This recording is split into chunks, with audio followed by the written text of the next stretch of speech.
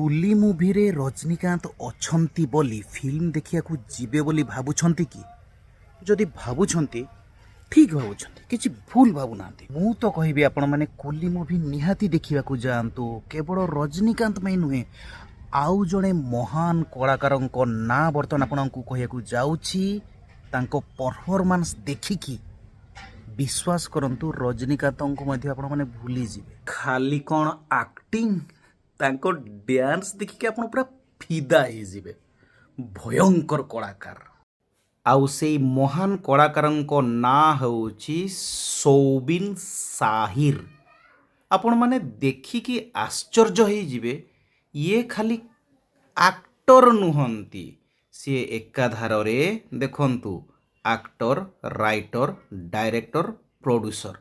ଆଉ ସେ କେଉଁ ଫିଲ୍ମ ପ୍ରଡ୍ୟୁସ୍ କରିଥିଲେ ଆପଣମାନେ ଜାଣିକି ଆଶ୍ଚର୍ଯ୍ୟ ହେଇଯିବେ। ଆଉ ସେଇ ଫିଲ୍ମର ନାଁ ହେଉଛି ମଞ୍ଜୁମିଆଲ ବଏଜ୍।